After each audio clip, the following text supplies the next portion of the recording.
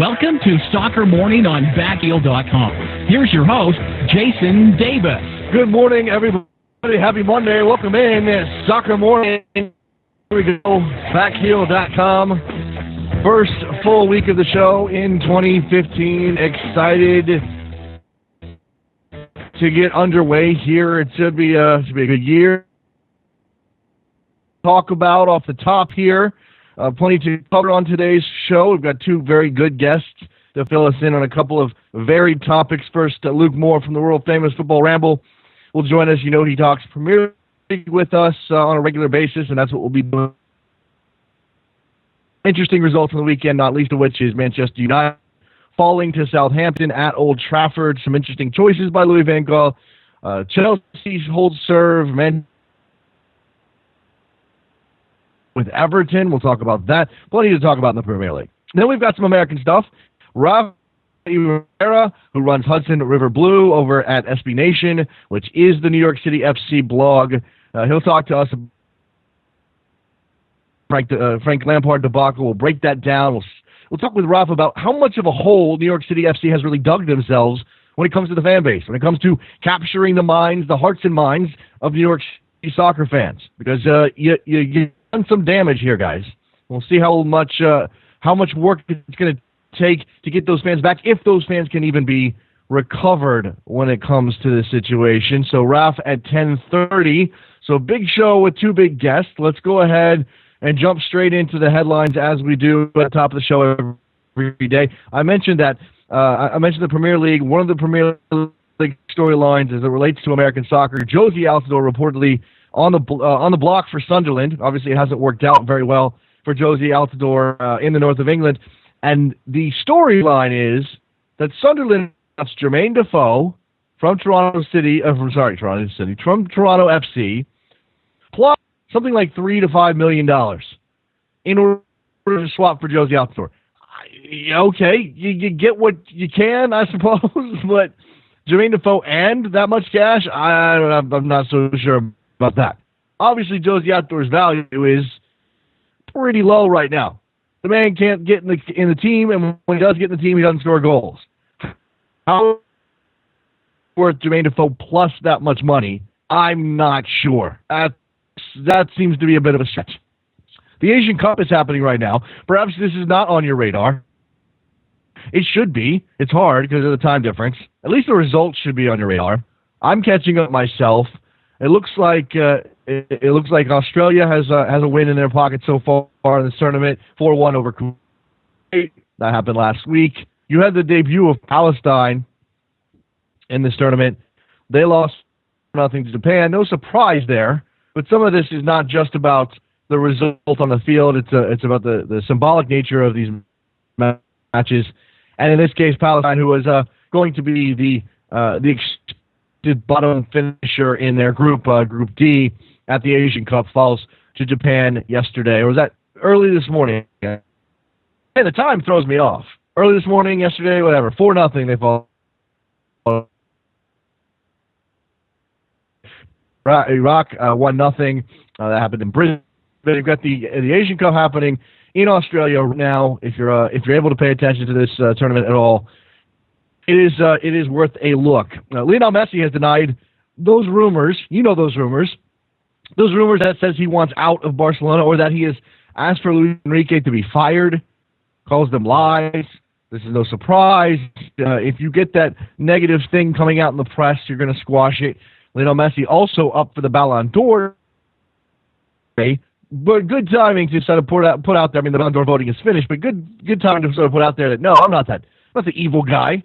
I'm not looking to jump ship. I'm not trying to go to Chelsea. I'm not trying to go to Manchester City for £300 million. Dollars. It can't be pounds. It simply can't be pounds. $300 million.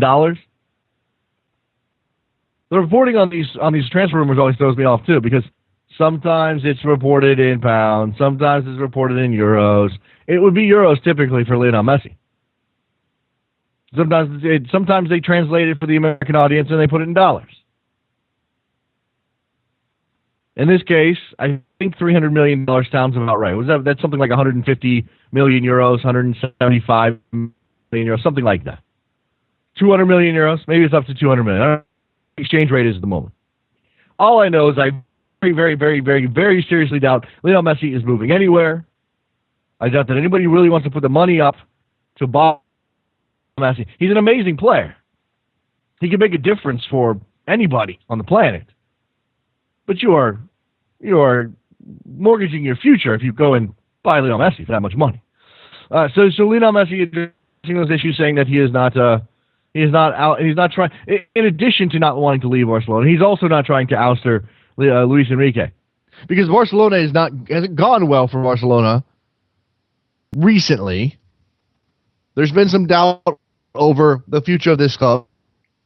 And they have the transfer ban, the 2-window transfer ban, which relates to their signing of under 18 players. By the way, and you guys know my policy, I'm not the guy who wants to talk about the youth, the 14-year-old player who's got so long to go in his development that hyping him up is going to be dangerous. You know I don't like to do that. But there is an American in Barcelona. His name is Ben Lederman. You've probably read about it.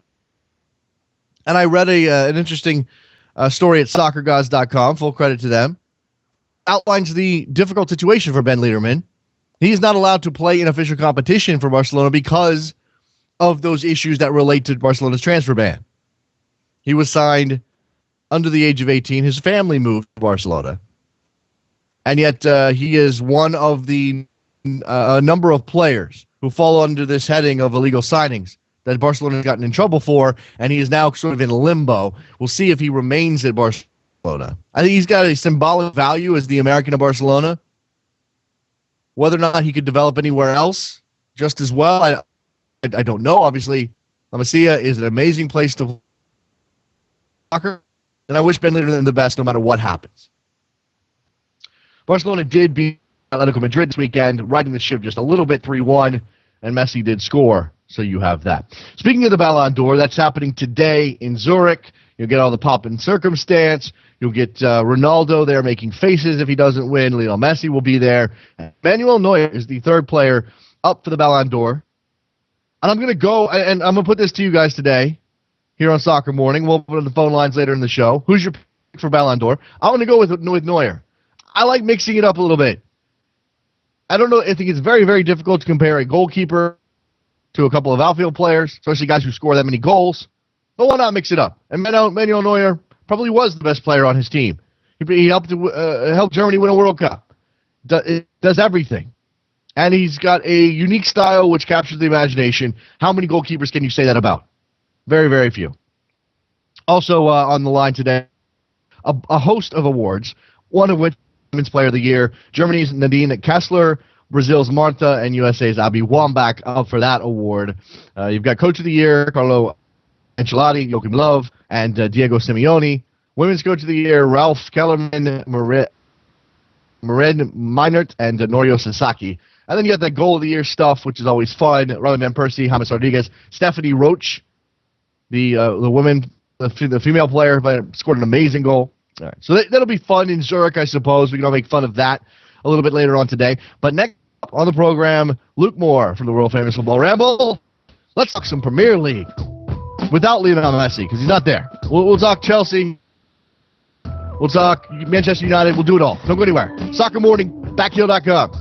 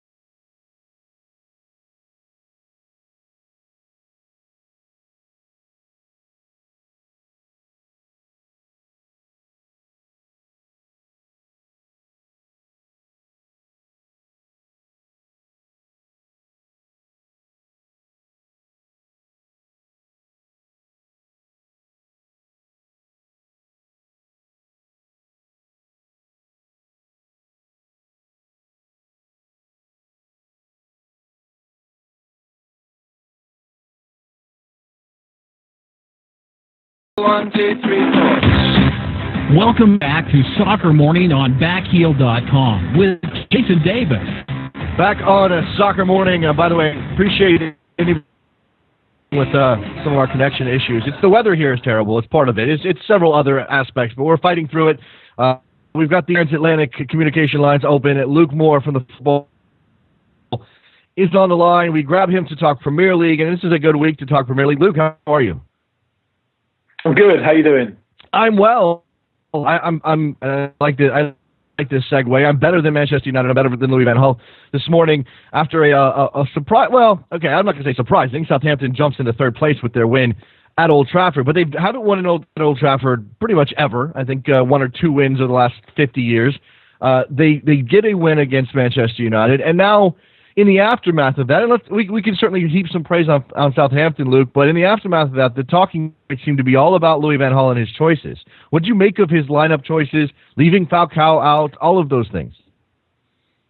I think it's interesting that he's now got a full squad, pretty much anyway, a full squad of players, and he clearly has to leave some players out, and in some cases, like with Falcao yesterday, out of the squad entirely. I mean, it was interesting earlier in the week when, and I can't remember who it was, but some journalist said to him, "Oh, you know, how are you going to balance those big five players you've got up front and fit them all in?" And Van Gaal just said, "Look, I'm not going to be able to." So I've got to think about that. And I think in this particular case, because he rushed Shaw and Blind back, I think felt like he had to have cover for them on the bench, so he couldn't select Falcao. But it was a really, really entertaining game. It was a real enjoyable game to watch, I found, and I thought Southampton were fantastic. And then the show that essentially gave a template for how to play at Old Trafford against a side like United, who are really good going, but maybe aren't too great at the back. And they just organised themselves properly and just took the chance they got, and that was all they needed in the end. And in the end, United didn't have a shot on the target, which, okay, you could possibly point the finger at the United for that, and maybe the shape they played and how they approached game, but you need to give credit to Southampton as well, because they had a real bad wobble just before Christmas, lost 4 on the bounce. And everyone, including me, was talking about them being sort of flat track bullies and not being able to mix it right at the top. And then they've obviously gone and won at Old Trafford, which means they are the real deal now. I mean, we're not talking about September, we're talking about January. We're in the middle of January now, and they're still up there. And there's no reason they can't stick around and finish certainly in the top 6, and possibly even do the unthinkable and break that top 4 hegemony. The issues of balancing those big five Van Gaal are difficult, and he said he can't do it. Now, Robin Van Persie picks up an injury, and this match comes off after an hour. Maybe again he doesn't have to, because he's going to need everybody. Yeah, I just feel like. I feel like he's a big manager, and he's a manager who is used to dealing with these types of things, and he does put his team through a lot of difficult training regimes and all this sort of stuff, double sessions, and people and players do get injured, but they do come on strong in the second half of the season, Van Gaal sides, and really, it's not really on the agenda for them to be losing at home to a team like Southampton. How impressive Southampton have been this season. They go away to QPR next week, and you think they'd win that. And they've got a cup game, and then they're home to Leicester, so they've got a couple of winnable games coming up to sort of rewrite themselves. But I mean, this is the first game they've lost in an awful long time. There were 10 games undefeated before that. So a few tweaks here and there. Southampton are a good team. They've proved themselves to be that. It's not a worry for United. And we'll move on briefly. But what do you make of the argument that, at this point last season, David Moyes had just as many points as Louis van Gaal does now, and he didn't spend all the money that Van Gaal did this summer? Yeah, that's fair. I mean, it's not really awful lot to say in response to that. I mean, Van Gaal's a huge heavyweight manager. I mean, he's won all sorts. He won the Champions League and lots of different bits and pieces. And I suppose because of that and because of the personality he is, I imagine he's going to get a lot more time and a lot more credit than maybe Moyes did. And I remember us about it at the time saying, it's always going to be preferable to be the guy that comes after Alex Ferguson than just being the guy that succeeds Alex Ferguson. Moyes had a huge amount of scrutiny on him. He didn't really have a huge reputation in terms of winning things and managing a club of that size. And I guess United hired Moyes because they thought of the manager he could become rather than the manager he is now. But of course they folded and lost their nerve and decided to go in a different direction. And now they've done that. Van Gaal will be there for a decent amount of time at least, I would have thought. We got Southampton leaping over Manchester United to move into third place in the table. The top two teams have a gap between them and everybody else. Manchester City. And the last time I talked to you, Luke, I think we were both under the assumption, and I think rightfully so, that Chelsea like this. Now, it was always good. It was never going to be that simple. But in the interim, between the last time I talked to you and now, it certainly has tightened up a lot. And Chelsea has dropped some points. And Manchester City, while they have not been entirely convincing, has managed to stay right there with them. It's 2 points at this moment. I'm not sure that Manchester City's good enough, but then again, maybe Chelsea's not the club we thought they were. I don't know. I mean, I can't remember a huge amount of what we said before, but I think we did say that it was very early on and lots of different things can happen. I mean, City have been in great form. They've won 8 of their last 10 league games, and Chelsea have lost a couple. So there's only 2 points between them now, as you rightly say. It's anyone's for the taking. I would side with Chelsea because I just think they're on whole more consistent and more ruthless, and I would take Mourinho as a manager ahead of Pellegrini personally. I think that he's been there, he's done it before. Of course, Pellegrini's won the league in this country, but Mourinho's a far more successful manager. Could just come down to when they each other. It could just come down to who wins that game. They play each other at the end of the month, 31st of Jan. It's going to be a huge game. It'll be the Saturday game. It'll certainly be one to watch. I don't know at this stage who's going to win the title, but what I do know is that Chelsea's odds on winning the title are very, very slim. I mean, the betting markets seem to think that Chelsea are going to walk it. Now, I don't see that being the case at all. Of course, it is a two-horse race, but I wouldn't write City completely. But I would personally side with Chelsea. Well, what do you make of City's result this weekend? A 1-1 draw with Everton, and Everton certainly stepped up and maybe the best one of their best matches of the season against a title contender. But I don't know. I mean, I guess you can't really say. Can't take a lot away from City, but as you said, they were in fantastic form before this. Yeah, I didn't see the game. I saw the highlights, and Everton played well. According to reports, it's Everton's best performance for a while. To which my response would be, well, that wouldn't be difficult. They've lost the last 4 before that, and they've been really inconsistent. They cannot stop conceding goals. They've got one of the worst defences in the Premier League, if not the worst defence. And I don't know how that's happened. It looks like players are sort of aged overnight, but they have had players injured, really key players at different times. It's been frustrating for Martinez because they've had players come back, and as soon as someone's come back, they've lost someone else important. So it has been difficult for them. Of course, they're in a break from the Europa League at the moment, which is where you'd think a lot of their pressure would come from in terms of the volume of games, and that's going to start up again soon. They do need to get themselves sorted and do something. But it was a creditable draw against City. Everton traditionally are pretty strong at Goodison Park. City have always got a chance of dropping 2 or 3 points here or there, as we've seen this season.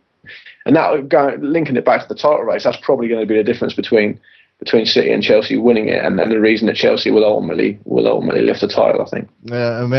Everton getting a fantastic performance from Mohamed Besic in this game. Let's talk about Arsenal. They get a 3-0 win. Fairly simple win for them over Stoke City, as you might expect. But the story coming into the match is that goalkeeper and what happened with Szczesny. What's for those people who don't know why Szczesny was dropped and maybe what the future of the goalkeeping position Arsenal might be. What's the story there?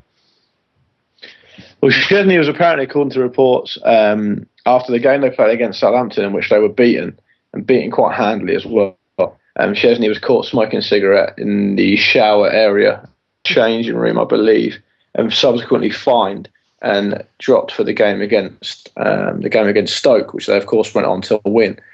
I don't have too much out of this. I mean, I know a fair amount of football journalists myself, and they're not the healthiest bunch. So I would take their reports of this with a pinch of pretty hypocritical salt myself. Ultimately, for a professional athlete, it comes down to the sort of metrics and the targets they've got to hit for fitness in order for them to be selected and to play for the team, whatever sport it is. And there's a huge number of examples of footballers, especially on the continent in Europe, smoking through their career and being okay. I mean, Zidane's a great example of that. Of course, it's not the healthiest thing to do, but it's not for us to judge another human being and whether they're smoking or not. It's for us to say, look, is this impinging on his performance? Right. Should he be doing this? Is it making him a worse player? And we don't know the answer to that. But Wenger obviously thought that dropping him for a game was a reasonable punishment, and that's obviously Wenger's decision to make. But I repeat that as long as the player in question is as fit as he needs to be to perform his job, it's not really anyone else's business. Of course, he shouldn't really be doing it at the stadium itself. But that aside, I think it's a storm teacup. That's the part that offends me most, Luke. If you're going to do this somewhere where you're not going to get caught, where you're not in front of. To do it out front there at the stadium, in the shower, in the locker room, in the dressing room area. The star of this performance for Arsenal is Alexis Sanchez. He has sort of become the biggest figure at Arsenal, at least in terms of their attacking prowess. He may not be the most important player to where they end up in the table, but if you're going to talk about scoring goals, you look at Alexis Sanchez. Yeah, he's a magnificent player. Really, genuinely world class. Such a coup for Arsenal to sign him. He's performing at an incredibly high level at the moment. I mean, he was unplayable against Stoke. And he's really important. I mean, along with Koscielny at the back, who almost just transforms Arsenal's defence when he plays alongside Mertesacker. Their records, I mean, people will say that Mertesacker and Koscielny are key there as a partnership, which I would agree with, but it is essentially Koscielny who is making up the lion's share of that successful partnership. I mean, if you look at I don't have figures to hand, but if you look at their record, with Koscielny and without him, the differences are stark. So he's very important for them at the back. Of course, he popped up with a goal as well. But even that goal was made by Sanchez's quick thinking and his quality. He's head and shoulders above pretty much any other attacking player for Arsenal in terms of consistency.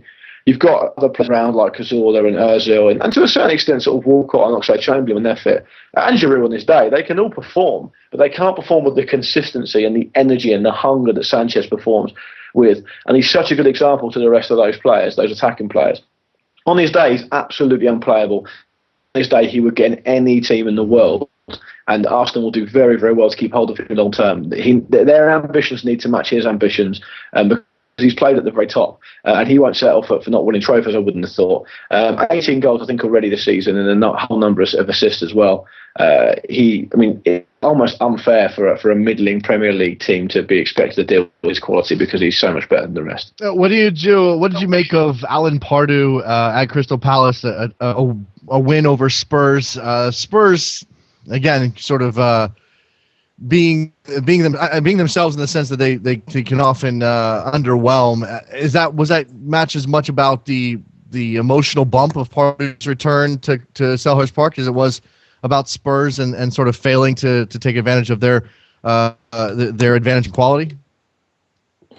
Yeah, I think it's a bit of a new manager bounce about it. Pardew's a bit of a legend at the club. He started off as a bit of a sort of try-hard, not a huge amount of quality player for Palace in his playing career, whereas the fans sort of loved him, but not because he was really good or anything, just because he was a bit of a cult hero. But I think he sort of turned around their opinion, and he really did work hard at his game, and he actually became quite an important player for Palace. He's got a lot of history there. It's a perfect fit for them in terms of a manager with decent Premier League experience, who's got a history at the club. So he'll have a decent amount of rope to play with in terms of if the results don't go amazingly to start with. But he started off well. I mean, Spurs have been in good form, actually. They are by their nature quite inconsistent. Having said that, they've only lost 2 of their last 10. One of those was a handsome defeat to Chelsea, which they then went on and avenged in a big way. But Tottenham can be inconsistent. They went a goal up against Palace, and they'll be obviously hugely disappointed not to close that game out. But Palace showed a lot of endeavour and a lot of bravery, I thought, and they did okay. And the good thing about Pardew, his greatest strength can also be his greatest weakness. And what I mean by that is he's a hugely arrogant man, which means that he rubs people up the wrong way, he makes stupid decisions, and he can be unpopular. But what that also means is when the going gets tough, he's got such a self-belief in his ability as a manager that he'll ride it out no problem. A great example of that is of course he left Newcastle quite controversially in terms of his performance. Some people will say he was great. Some people will say he rested on his laurels and he was doing a poor job. I would probably say he did an okay job under difficult circumstances in terms of the finances at Newcastle. But then as soon as he goes to Palace, which is pretty much a step down, he's talking about how he'd love to have a crack at the England job. The man is absolutely insatiable for his own myth and his own sort of opinion of himself. And that will probably stand Palace instead, because the next 3 league games, they play Burnley, Everton at home, and Leicester, and all those games are winnable. Yeah. And if they were to really harness that new manager bounce and win all those games, they'll be essentially a mid-table team, which is really what Palace need and what Pardew wants to achieve there. And then he can start building for the next season. And, he's a club legend pretty much anyway because of the goal he scored in the semi-final of the FA Cup. He could stay around there for a long time, and it could be a really nice marriage for them. Now, I think that both you and I could have made the decision to put Wilfried Zaha on the field and allow him to create something. But then again, I mean, there is obviously a spirit there. Selhurst Park's a fantastic place. I've never been, Luke, but watching on television, it seems like an amazing place for the home side, and they certainly lift up their team. When you look at the table, and I guess we could spend some time, I could talk about Harry Redknapp perhaps, and maybe what I'll do is turn this into a question before I let you go. Who's next on the sack race? Because there are some teams here that are that are struggling a bit. Obviously, down at the bottom of the table, you have QPR. You don't expect Leicester to be making changes, but you never know. That's a team that'll probably go back down. Where's the next change? I mean, part of Newcastle isn't necessarily, that wasn't a sacking, that was an odd machinations to move him along. What's next? It's difficult to say. I mean, I'll take your point about Pardew. Yeah, it wasn't a sacking. It was the best move for everyone, I think, in the circumstances.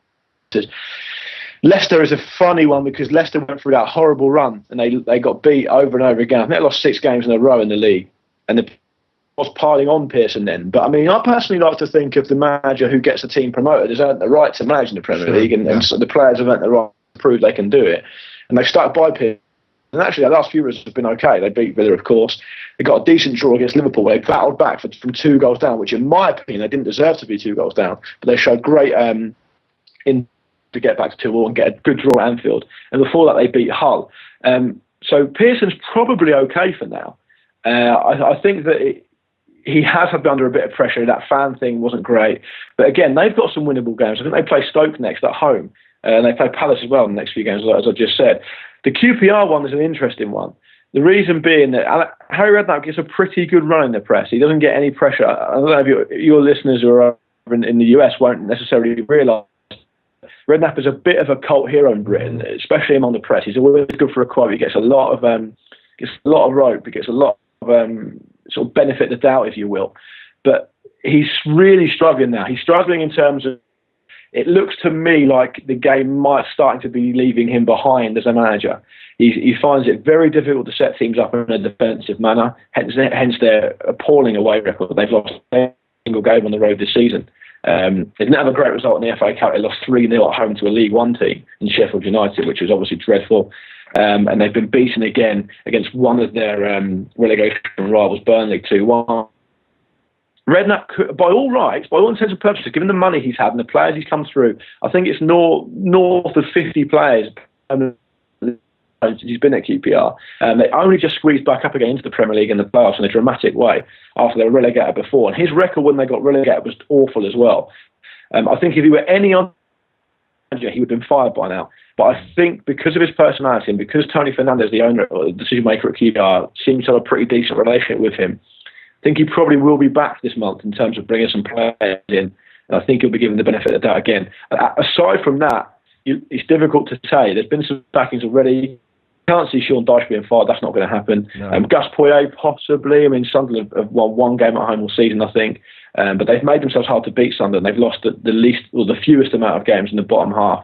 Lambert, possibly under pressure at Villa, but again, it depends which way you look at it. He's been doing a difficult job. Randy Lerner, the chairman at Villa, isn't interested. He's not giving them any money. But that said, they've scored 11 goals all season, which I think, if they carry on like this, will be the last time. Whatever, I think. I'm not sure about that, but it certainly seems like it would be around that sort of number. Yeah, and West Brom have just so it's difficult. It's difficult to say. Yep. Aston Villa up for sale. Who knows how that'll impact whether or not Paul Lambert keeps his job. Luke Moore from the world famous football. That was a really long-winded answer without actually any clarification. No, but I think you touched on some of the candidates, and again, I think it's impossible to know, and there are unique circumstances on many of these clubs. Luke Moore from the world famous football Ramble. Lukey Moore on Twitter. You should be following. If you're not, appreciate the time as always. Luke, thanks a lot. Thanks, Jason. Talk to you. Thanks. Let's take a break. When we come back, we're going to shift to New York City FC. We're going to talk about Frank Lampard. We're talking about the disaster that is that club's start with Rafael Noboa y Rivera from Hudson River Blue. Don't go anywhere. Soccer Morning, Backfield.com.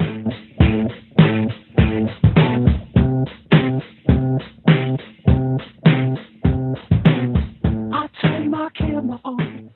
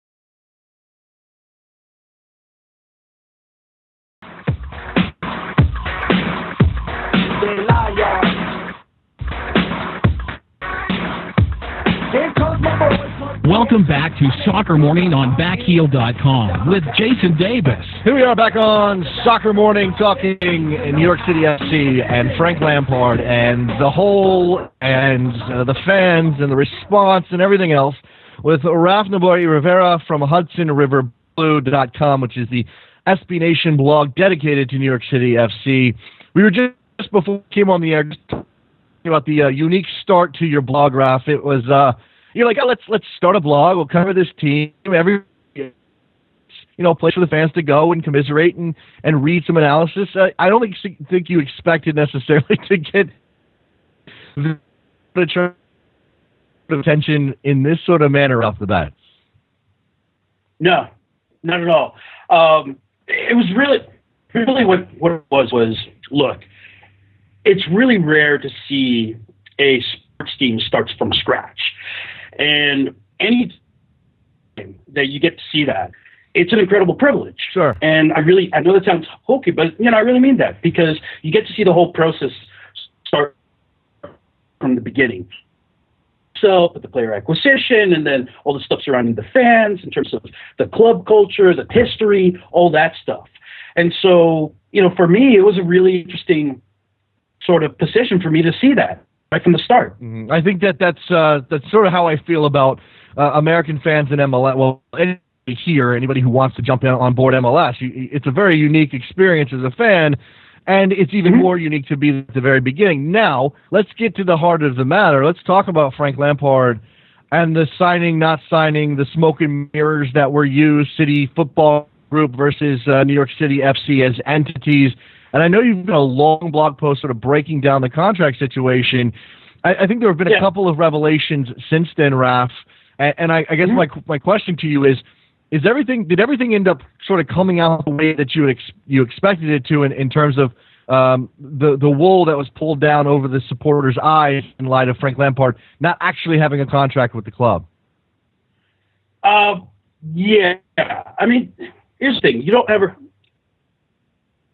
position where I have to say I pulled no, but there were just certain things that, as you got closer to that sort of magical December 31st deadline, just really started fitting into place. And, there were some people that were saying, look, Frank's there, from the beginning of the season and all that stuff. But you could even tell with the shifting statements on the part of Claudio Reyna, Jason Christ, what have you, that they went from, he's totally going to be there to we hope that he's going to be there to, maybe he's going to be there, he's not going to be there, here, have a cookie. Yeah.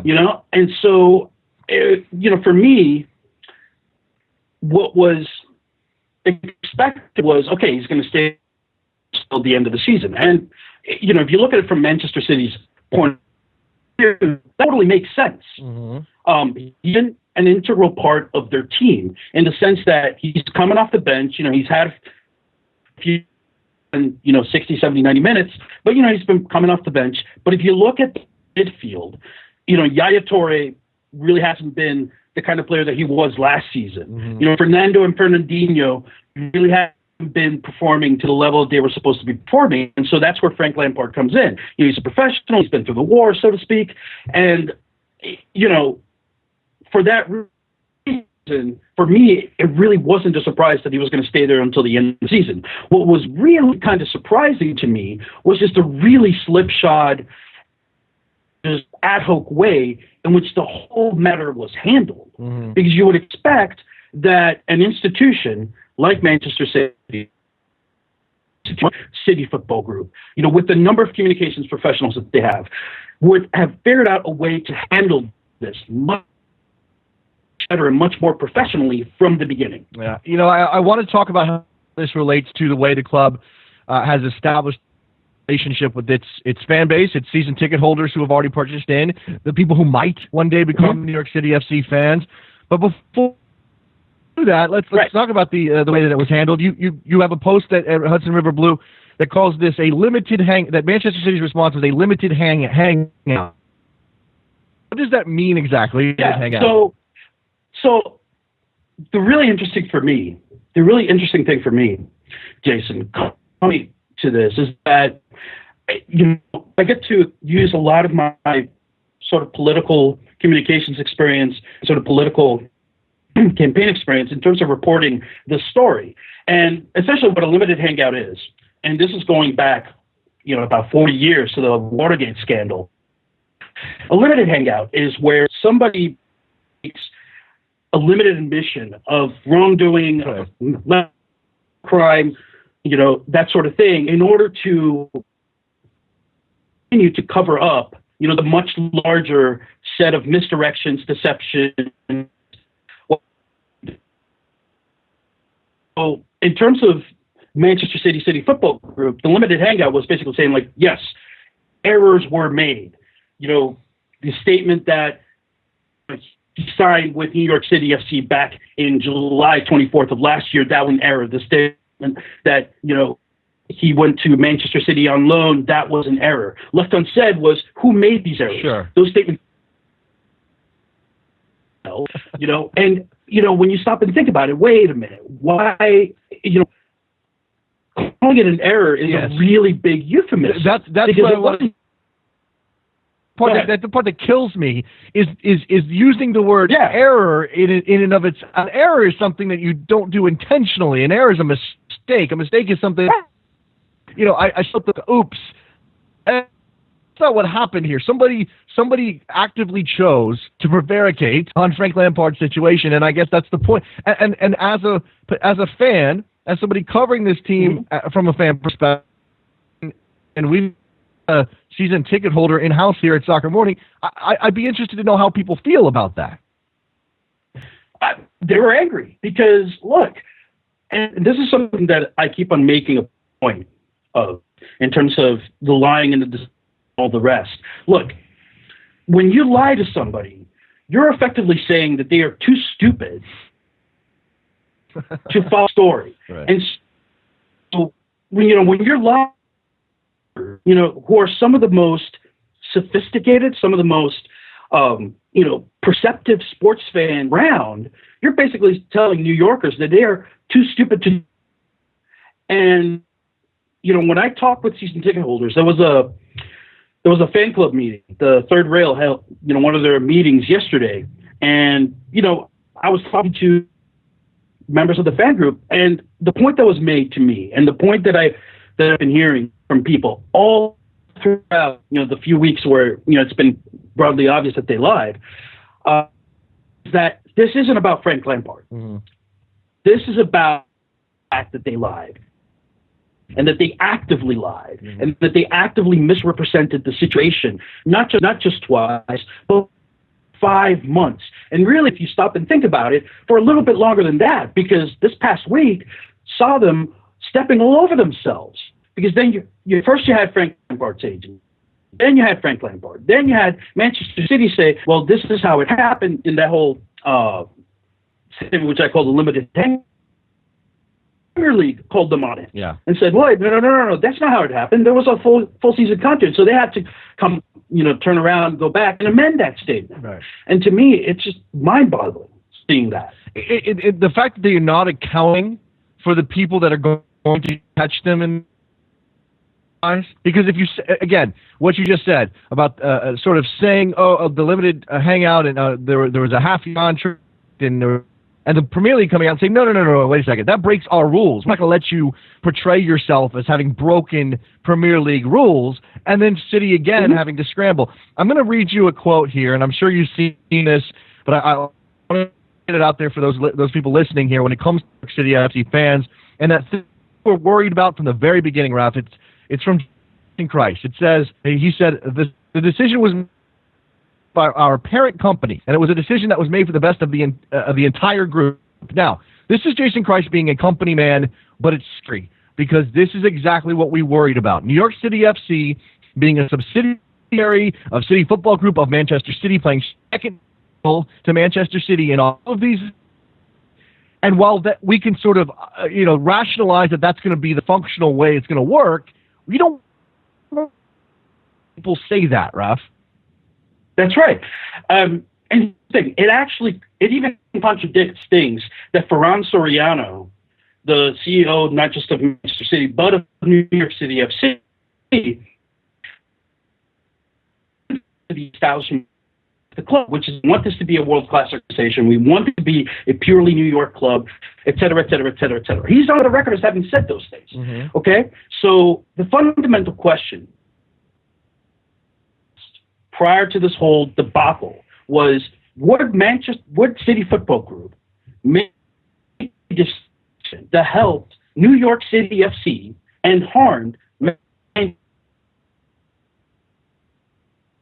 And I think we've got a pretty conclusive answer to that question, which that no, they are going to always prioritize, at least for everything that we know, and the record is very sparse, so that's what we have to go on.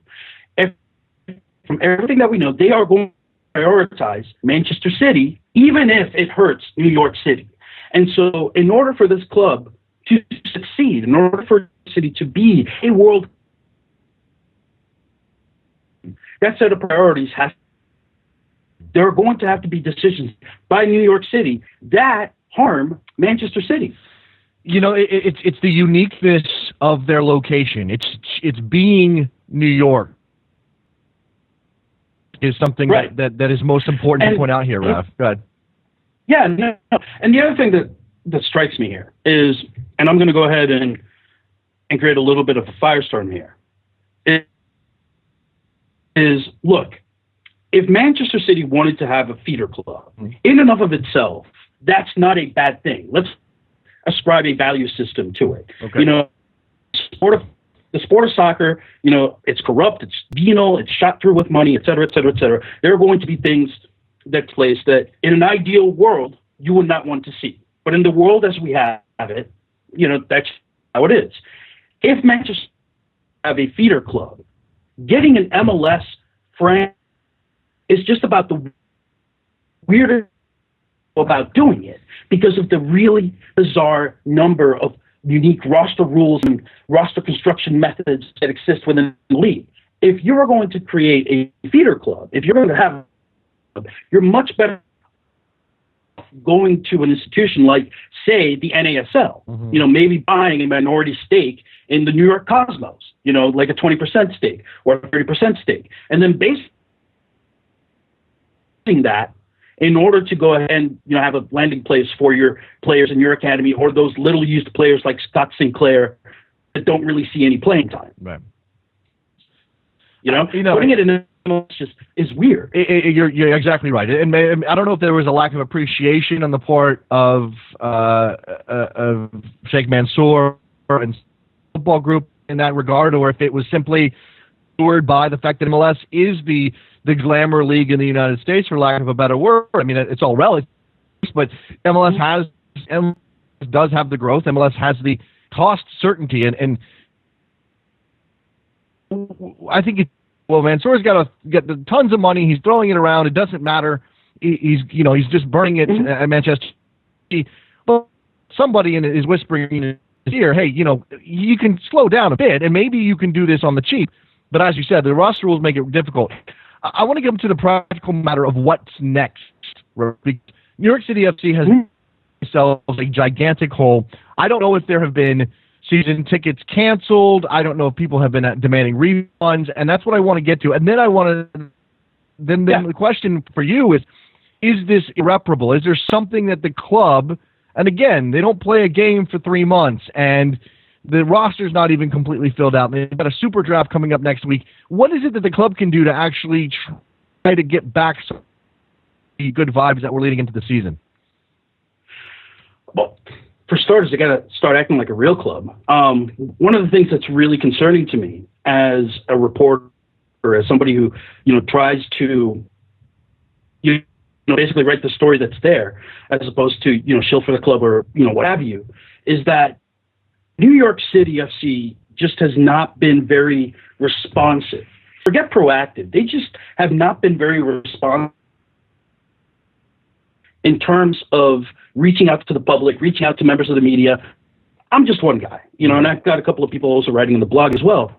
But, we're a forum where if you want to talk to fans, we're right there. Right. We're happy to have people from New York City come on, share the story of the club, and so on and so forth. Obviously we're going to question them. We're not going to give them a free pass. That's have their own website for. But, and it's not just me. It's, Dave Martinez at Empire Soccer. It's Howard Megdal.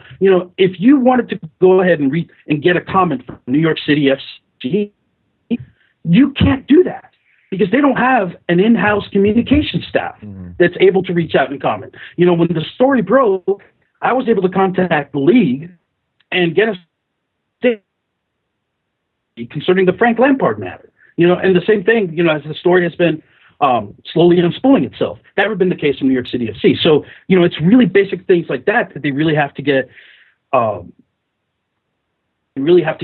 nailed down. And it's really concerning that, 3 before the season starts, they really haven't gotten there to that point yet. Now, as far as go, there are a couple of season ticket holders that were able to get refunds.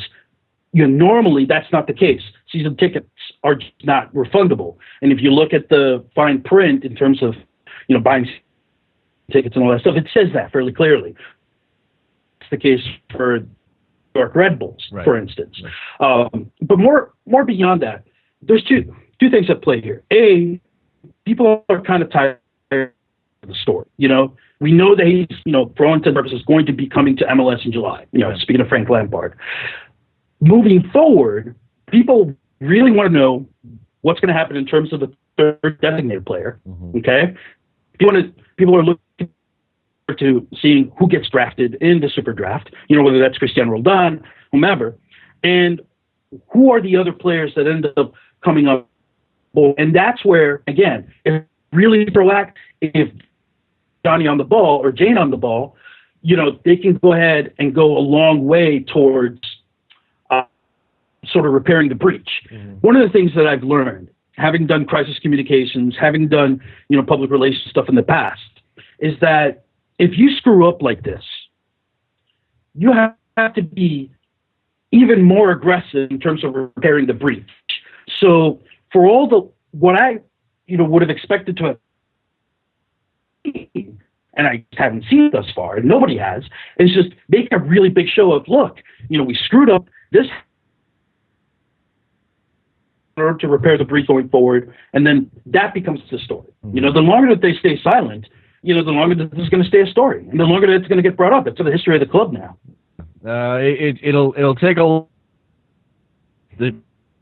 some things that maybe they can do, and certainly there's a possibility that once the games start, this will be mostly forgotten, at least for the time being. But whether or not they can, as you said, repair the breach, be seen. Rafael Noboa y Rivera, go read riverblue.com. It's the SB Nation blog covering New York City FC. Already one of the more fascinating clubs in MLS, and kick a ball in anger. Raf, appreciate your time. Thank you very much for your insight.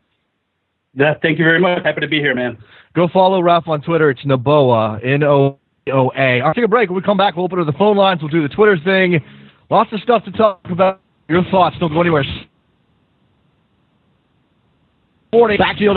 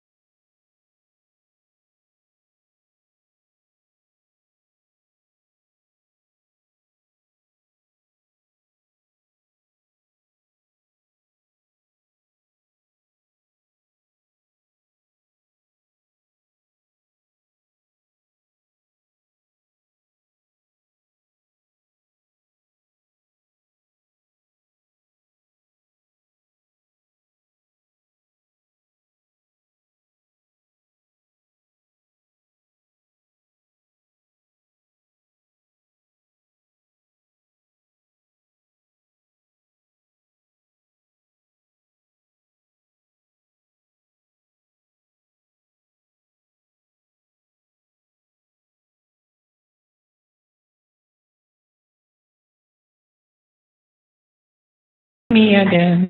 Never kisses or do you ever send a poster? Welcome back to SoccerBackheel.com with Jason Davis. Here we go. Soccer Morning, Monday edition. First full week back in 2015. Excited for this week. Excited for January. Excited for 2015. Lots to look forward to. We've already got those international tournaments underway. The Asian Cup. The U.S. U20s are taking part in the CONCACAF Championship. If you just want to care about the championships in general and not necessarily the U.S. team, because guess what? Hasn't gone that well for Todd Reynolds and company so far.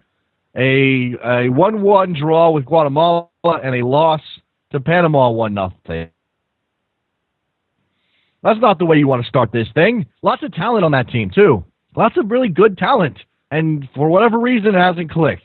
Phone lines are open, 347-56-6276 is the phone number. You want to chime in on the Frank Lampard situation? You want to chime in on your Ballon d'Or pick, because that's coming up today. Are you a Messi guy? You a Ronaldo guy? Or can you go off the board a little bit? I know he's not off the board. He's on the board. But the way that Manuel Neuer plays is essentially off the board.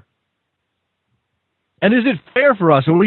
Is it almost intrinsically impossible to compare what a goalkeeper does to what players like Messi and Ronaldo do? Is this throwing goalkeepers a bone? Do you think Manuel Neuer, and I'll ask producer cover this first of all, do you think he has a legitimate shot of winning this? Because I don't think he does. I'm not saying he doesn't deserve it. That's not what I'm saying.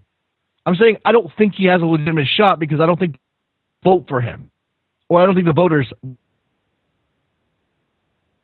vote for him.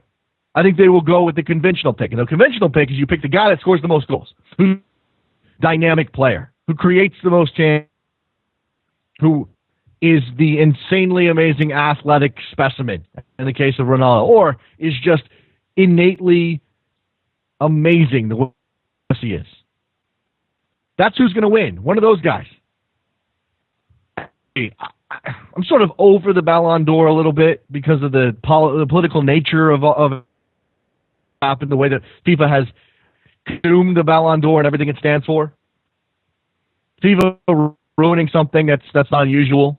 I'm not sure they've ruined it completely, but it does feel like that. It feels as, this is very much a popularity contest. It's not necessarily about who's the best player in that calendar year. It's who's the most popular player. And again, you can't really with Ronaldo or Messi. You really can't. What that's for this year. I don't think Messi scored 70 goals in the last calendar year the way he has in the past. I'm sure Ronaldo has amazing numbers. Maybe the year wasn't quite up to his best, but he's probably still still the best player in the world. Probably one of the top 2 players in the world when we talk about outfield players. But is Manuel Neuer on that? Can he be on that level in the minds of people who are making this decision? I want to see Manuel Neuer win. If I was voting, I'd vote him to win. But is that being contrarian? Or do I really think he was the best over the course of the last calendar year? And again, how difficult is it for us to compare those two things? Ronaldo bombing up the wing, cutting inside, amazing shot, goal. Messi, post control on a superhuman level, ping, ping, ping, goal. Or Manuel Neuer coming out to the center stripe. I don't know. Or making amazing saves, playing the sweeper, doing the things that he does. Comparing those things. Fascinating. Absolutely fascinating. 347-756-6276. This is your portion of the show. Don't take advantage of it. It is your own damn fault. It is your own damn fault. I'll take this up. I do thank Luke Moore for his insight on the Premier League. Certainly touch on some of that here in the last segment of the show. I'm interested in who's going to lose their job next. I don't root for coaches to lose their job, managers to lose their jobs. But you look at this table, and you got to wonder a little bit, who's going next? Would you take any pleasure at all? And it's not his fault necessarily, but I certainly think that we view the manager and the way he treats the players as part of the problem in some cases. But would you take any pleasure at all in Gus Poyet losing his job? Consider the way things went for Josie Altidore.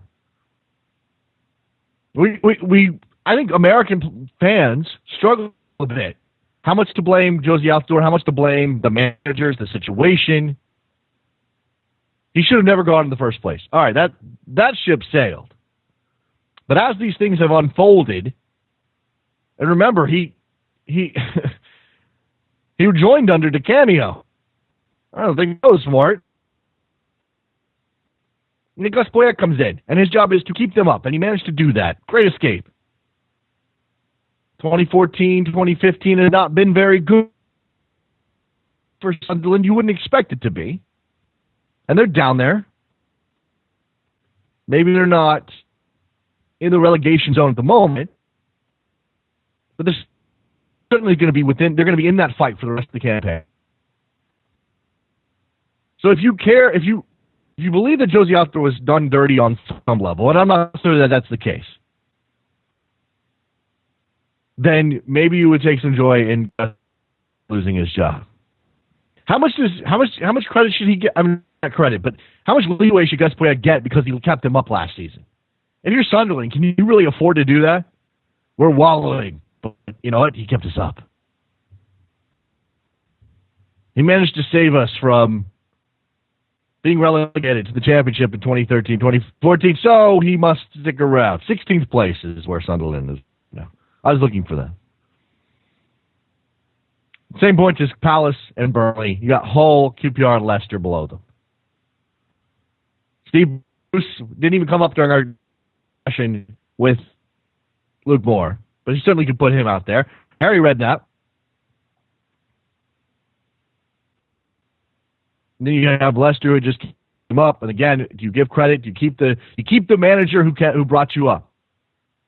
Nigel Pearson gets some rope because you got us there in the first place. Yeah, you're struggling. 21 games into the season, you've only got 17 points. And really, how it did get mentioned. Luke did mention Paul Lambert. How does Paul Lambert still have a job? Oh, it's right. That's right. Because Randy Lerner doesn't care. He's not going to put any money into the club. He's trying to sell the club.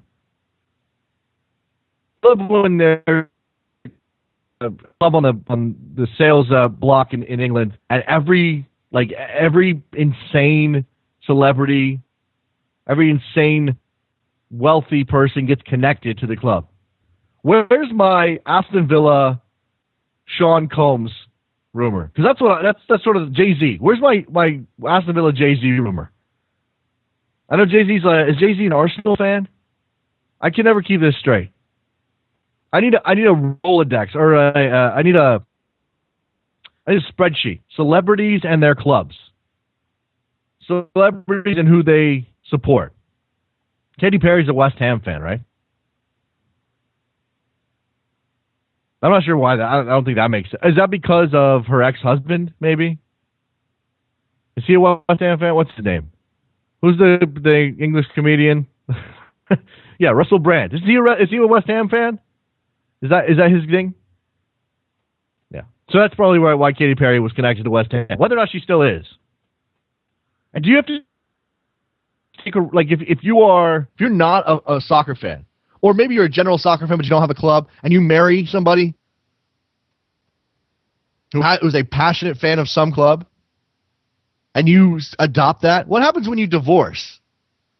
Like, what do you keep that? Like, is it sort of to a religion for somebody? Like, you're not going to just go back and unconvert. So should you keep your fandom? Wouldn't it naturally wane a little bit? Like, if somebody asked Katy Perry right now, what do you think of West Ham? How do you think West Ham's doing? Was she? I'm not questioning her fandom. I'm just saying, like, maybe she cared when she was married to Russell Brand. She's not married to Russell Brand anymore. Maybe she doesn't care. These are the existential questions that we ask here at Soccer Morning. Especially, phone lines are open, 347-756-6276. A couple minutes left in this program. Who's your Ballon d'Or choice? Hit us up on Twitter as well, at Soccer Morning. You can certainly do that. Who's your Ballon d'Or choice? People out there who have married into support. How does that go? I mean, even if you're still married, you still support. I would like to know how the process went. Like, were you sucked in because your significant other was a diehard fan? Does that happen for people? I don't really have a team. I like the sport. I don't really have a team. Oh, I'm marrying somebody who is a fish painter for, I don't know, DC United, for Cruz Azul, for any club in Europe. Does that pull you in? I mean, this happens in American sports all the time. But I just think soccer's got that different element to it. Because most of us don't grow up being surrounded by people who are supporting some team. Even in MLS. And the league's 20 years old, working on relevancy. You don't really grow up in an environment where you're surrounded by fans of various clubs. Or even one club, if you're close to an MLS city. So you're starting from scratch. There are no influences. Avid Reyes says that Jay-Z is looking to invest into Beckham's team. Okay, but the problem is that there is no team right now down in Miami. By the way, the Miami situation and David Beckham is one of my favorite things that happens in my newsreader. Because it still sucks up everything that's related to MLS, soccer in general. One of my favorite things about the Miami situation is that I get stories or links on Reddit that are the most general. David Beckham expected to maybe make an announcement possibly by the end of March. Maybe. There's like 4 maybes in there. An announcement by the end. I'm calling time on Miami. If it's not done now, I know MLS won't give up on it because it's David Beckham. Not knowing you're on the air. Hi, how you doing? Steve from Jersey. What's up? What's going on, Steve? So in the week of that whole Lampard thing, didn't the MLS be a little responsible on the response as well, because it doesn't MLS own part or all of the contract? So they should have made some statements saying, no, we don't have a contract with Lampard? Yes. Yeah, absolutely. They are culpable on some level. Now, when the announcement was made and Frank Lampard's holding up that scarf next to the Brooklyn Bridge or whatever the hell the photo op was, I don't know, do you want to say, no, we don't have a contract? Or should they have had faith that New York City was going to work it out, that even though they didn't have a contract filed at the league, sort of say, well, he's still got 6 months before he even shows up. we can deal with that later. I don't know. I mean, on one level, you have the club with some independence in the league to say, go fix it. We're not going to blow up your spot right now. But on another level, at some point in that process, as Frank Lampard's status continues to be debated, you would love for him to come out and say, wait a second, we never got a contract. We don't know what you're talking about. So, and you have any thoughts on where Josie may land? Either. Well, right now, I mentioned this. I talked this last night on the Best Soccer Show. As far as I know, only TFC is interested. Now, if that rumored swap is the actual deal Sunderland wants, Jermaine plus money, I don't know how that gets done. I don't know why TFC would pull the trigger on that. I think that's insanity. So right now, if that's the only thing on the table, I don't think he comes. Whether he should or not is a different question. He absolutely should come back to MLS. But Sunderland's got every right to have an asking price for him. I mean, I think that's an insane asking price, but that's their right, having purchased him from where did he play in wherever he played in Holland. Having purchased him for the amount of money that they did, they certainly are right to get back his fee. I was at Alkmaar, correct? So I right now I don't know that he comes unless Sunderland backs down significantly.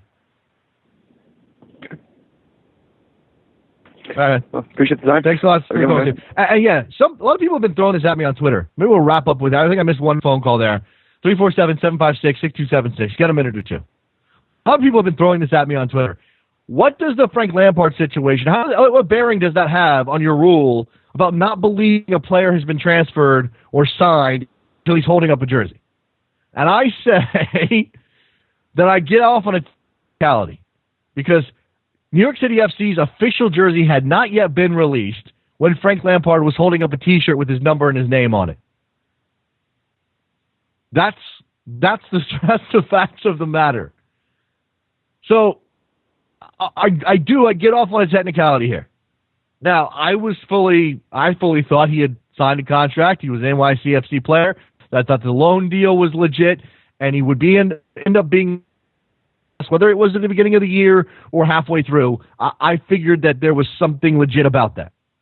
Why would anybody believe that that New York City FC and Manchester City would attempt to fake everybody out the way they did? And again, maybe we haven't even gotten to this. What's the why of it? Because Frank Lampard says, well, we never talked about Manchester City. We just talked about New York. I thought I was signing for New York. So the why of it is Manchester City wants him into the squad, knowing that the rules prevented a half-year contract of any type. And did they fake out Frank Lampard? Again, I'm not sure that I blame Frank Lampard for wanting to stay at City after putting in the time, being part of that, seeing that team at the top of the table. Wanted to see it. He's a professional. He wants to see it out. I get that. I think it sucks for New York City FC fans. And again, why lie? It's just weird. Very weird. All right, let's finish up with this. Robert on Twitter talked the breaking up when you are supporting the same club because you married into support and then you break up. Depends on who broke up with who. Maybe hate because it reminds you of that person. I could see that. Maybe keep to it to spite them. I don't know. It says date star. I don't know what that means, Robert. It's not your fault. But yeah, you could certainly become the bigger fan to spite your ex, who maybe was the first fan in the family in the marriage. No, you're not the biggest ex-club fan. I am. Look at my house. I painted club colors. That's how you do that. That's how you win the breakup, I think, when it comes to soccer. All right, thanks again to Luke, world famous football Ramble. Thanks to Rafael Noboa y Rivera. Make sure you're checking out Luke for all the NFC stuff. Backheel.com/store. Lots of cool stuff there. My mug's on its way, by the way.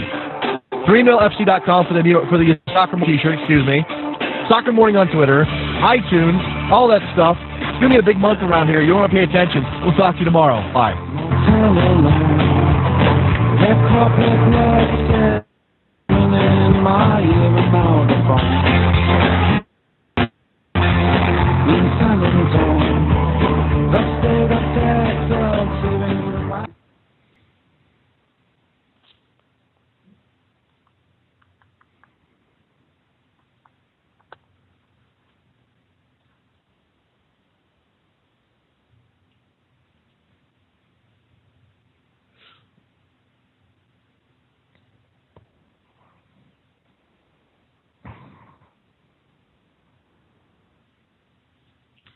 I bet today sucked because there's a bunch of kids on it.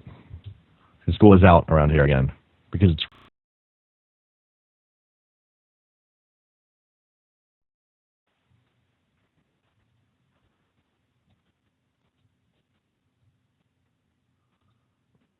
can't go to school in the rain.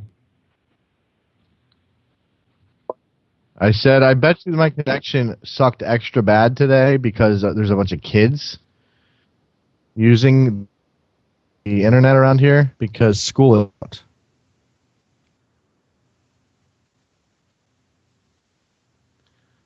Because it's freezing rain or something. They're super. They've been burned. I think they had school last week when this road's really bad. So now, anytime there's even a threat of school, they're going to cancel. It's kind of terrible, actually. All right. Do you have something lined up for mañana?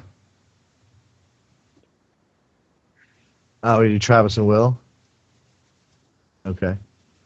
Cool.